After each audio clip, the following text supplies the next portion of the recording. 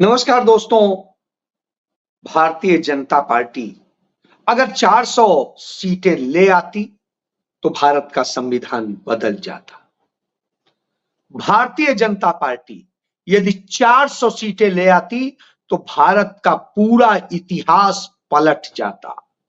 यदि भारतीय जनता पार्टी 400 सीटें ले आती तो अडानी अंबानी जैसे लोगों के लिए अलग से संवैधानिक पदों की व्यवस्था हो जाती। जी हां, कमोबेश कुछ इसी तरह की प्लानिंग थी और इसी तरह की प्लानिंग पर नरेंद्र मोदी काम कर रहे थे। राहुल गांधी ने उनकी इस पूरी साजिश पर पानी फेर दिया। राहुल गांधी ने उनकी गरीबों, वंचितों, दलितों, पिछड़ों, आदिवासियों के हक मारने की साजिश को बेनकाब कर दिया और भारतीय जनता पार्टी उस बेनकाब हो जाने से बौखलाई हुई है, पगलाई हुई है और नरेंद्र मोदी और उनके मंत्रीगण, उनके अपने लोग समझ नहीं पा रहे हैं कि क्या करें। जी हां, कमोबेश इसी तरीके से है। कारपोरेट के हाथ में पूरे देश को बेचने की तैयारी थी और यह कारपोरेट का देश बना देना था और इस देश के लोगों को सिर्फ गुलाम बना के खड़ा कर देना था। यह तैयारी थी 400 पार की। तो इसी पर बात करता हूं कि कैसे मनु संहिता लागू करने की पूरी तैयारी थी और मनु संहिता के हिसाब से इस देश की सरकार चलाने की तैयारी थी। और यह तैयारी छोटे मोटे स्तर पर नहीं थी, नरेंद्र मोदी और आरएसएस की मिलकर तैयारी थी। इस बात का खुलासा होता है भारतीय जनता पार्टी के चीफ व्हिप जो हैं तेलंगाना में, वो टी राजा सिंह कहते हैं कि अगर लोकसभा चुनाव में बीजेपी 400 का आंकड़ा पार कर लेती तो हिंदू राष्ट्र बन गया होता, कोई माई का लाल उसे रोक नहीं पाता। इस देश के अंदर मनु संहिता लागू हो गई होती और मनु संहिता के मुताबिक इस देश का संविधान लागू हो जाता और तमाम सारी व्यवस्थाएं। पहले ही जितना बहुमत था उससे मनमानी करके इस देश के लिए जो आईपीसी, सीआरपीसी को खत्म करके, क्रिमिनल लॉ को खत्म करके एक नया भारत संहिता बनाया गया है, उसके तहत जिसमें फांसीवादी कानून बनाए गए हैं, उन फांसीवादी कानूनों का इस्तेमाल होता और लोग गुलामों की तरह से रहते। उस गुलामी में आपको लाने के लिए तैयारी थी नरेंद्र मोदी की, आरएसएस की, भारतीय जनता पार्टी की।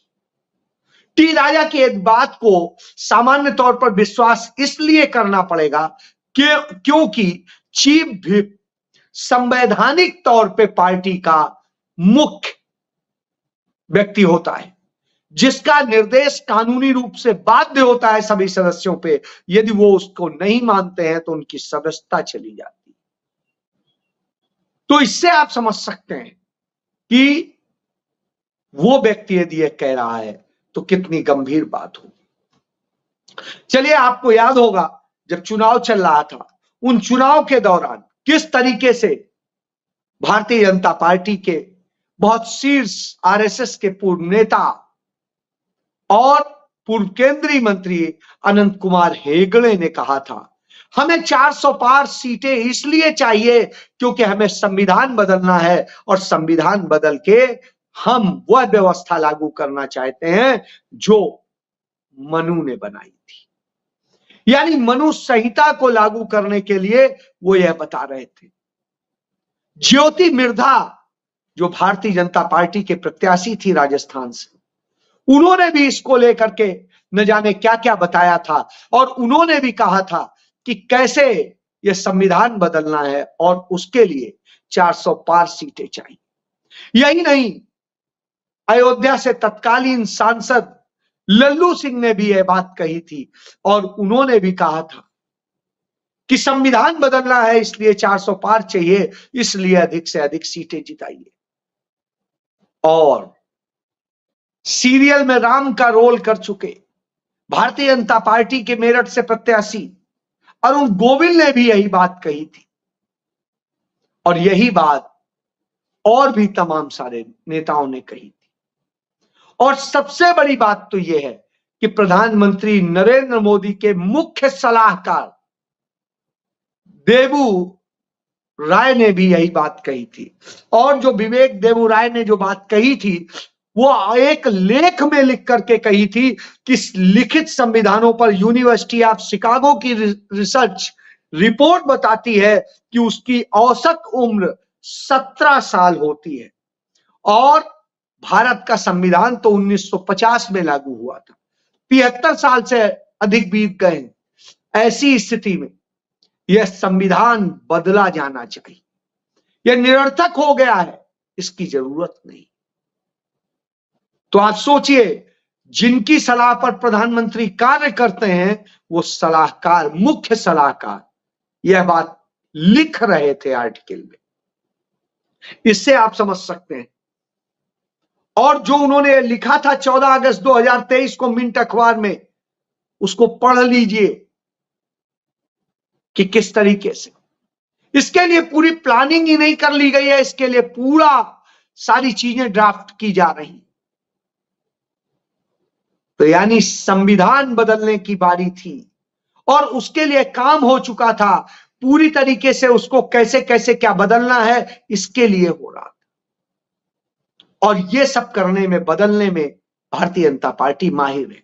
कहीं नाम बदलती है, कहीं दूसरों के काम बदलती है, कहीं इतिहास बदलती है, कहीं भूगोल बदलती है। यही भारतीय जनता पार्टी का सत्य है।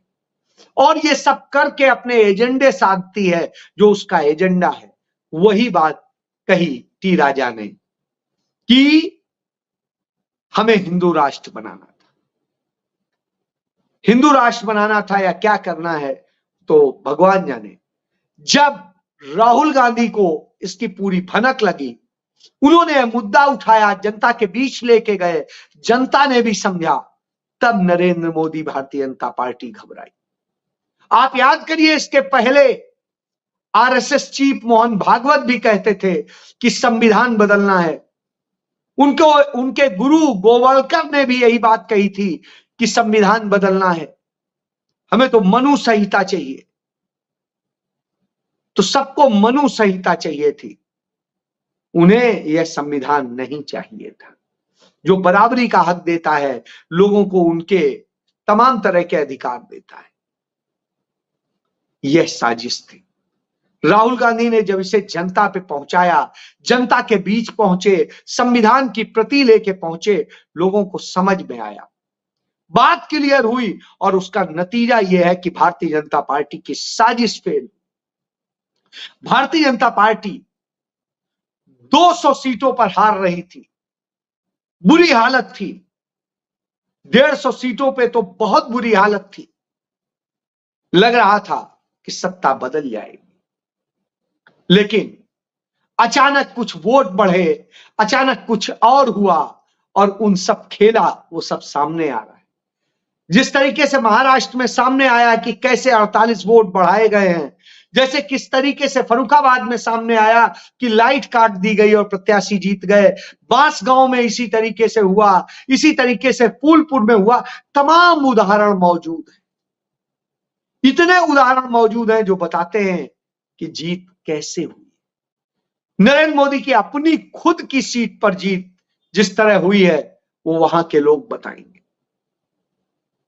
तो ये सारी जीतने के जो गलत तरीके अपनाए गए, इसके बाद भी भारतीय जनता पार्टी 241-42 पे अटक गई, यानी पूर्ण बहुमत के पास भी नहीं पहुंच पाई, और उसका मंसूबा धरा रह गया। अब जब मंसूबा धरा रह गया हो, सब कुछ धरा रह गया हो, तो करें क्या, कुछ समझ में नहीं आता। इस देश के अंदर जनता मर रही है, तमाम तरह के हादसे हो रहे हैं, तमाम तरह की घटनाएं हो रही हैं, तमाम तरह की घटनाएं कराई जा रही हैं, दंगे फसाद हो रहे हैं, लेकिन नरेंद्र मोदी तो मेलोडी करते घूम रहे हैं। मेलोडी करने के लिए वो क्या स्थिति होती है, जिस G7 के वो सदस्य भी नहीं है, वहां वो पहुंच जाते हैं।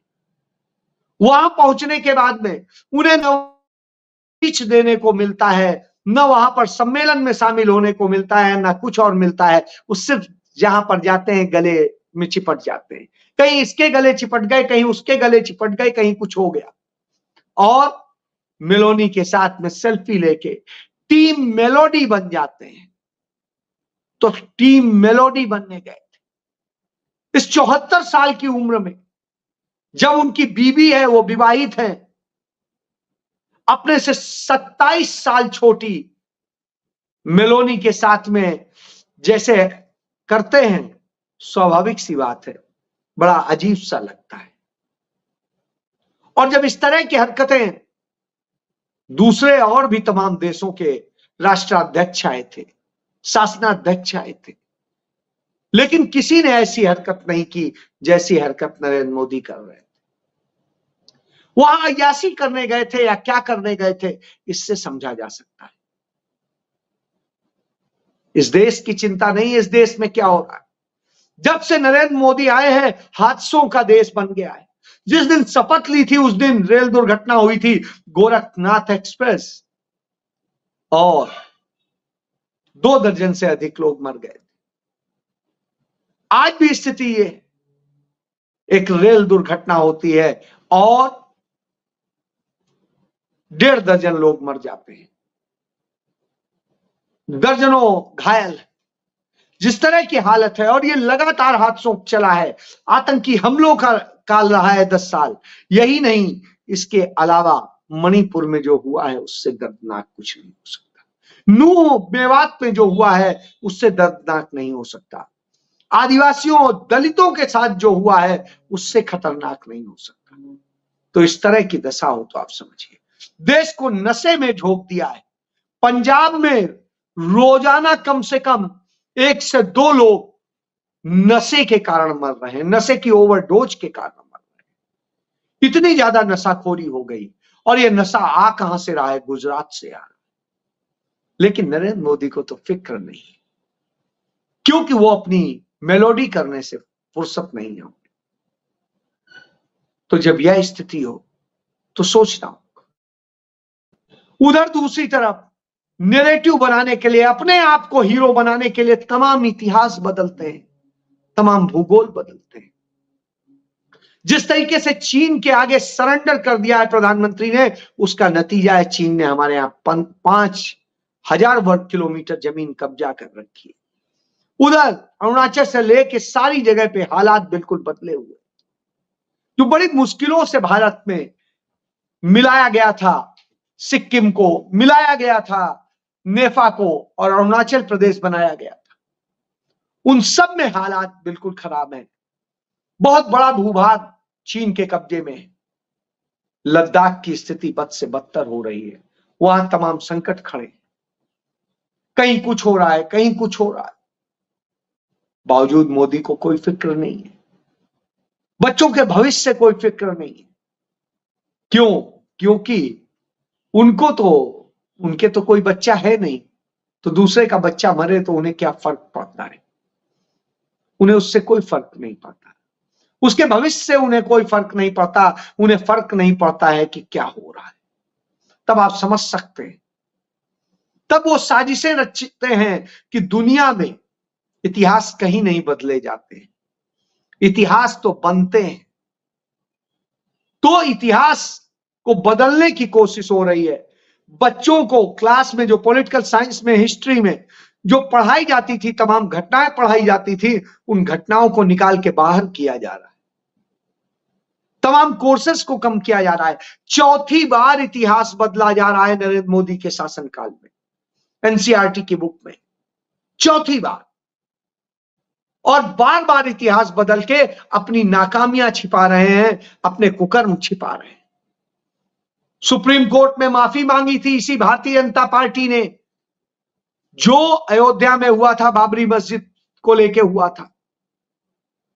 अब इतिहास में उसको हटा दिया गया कि क्या घटना हुई थी, सुप्रीम कोर्ट ने क्या टिप्पणी की थी, कैसे 1 दिन की सजा सुनाई गई थी, वो सारी चीजें हटा दी जा रही। हटाया जा रहा है कि कैसे जो है रथ यात्रा निकाल के और दूसरी चीजें करके एक ये आंदोलन खड़ा किया गया था और उसको वो आंदोलन हिंसक हुआ और हजारों हजार लोग मरे, उसको छिपाया जा रहा है। छिपाया जा रहा है कि कैसे गोधरा में नरसंहार हुआ, छिपाया जा रहा है और तमाम घटनाओं को। तो सारा इतिहास सब छिपा करके भूगोल को बदलने की कोशिश होती है और चीजों की होती है। तो आज समझ सकते हैं कि जब इस तरह की दशा हो तो आप जान लीजिए कि आपका प्रधानमंत्री कितना डरपोक है, कितना कायर है। इसीलिए कहा जाता है कि आरएसएस कायर लोगों की नर्सरी है। वहां पर कायरों की पौध तैयार की जाती है जो आपके लिए नहीं लड़ती, देश के लिए नहीं लड़ती, समाज के लिए नहीं लड़ती, सिर्फ अपने लिए लड़ती है और अपने लिए करती है। यही वजह है कि नरेंद्र मोदी, अभी लोकसभा चुनाव खत्म नहीं हुआ है, इटली से घूम के अय्यासी करके आए हैं और अब वो अगले चुनाव की तैयारी शुरू कर चुके हैं।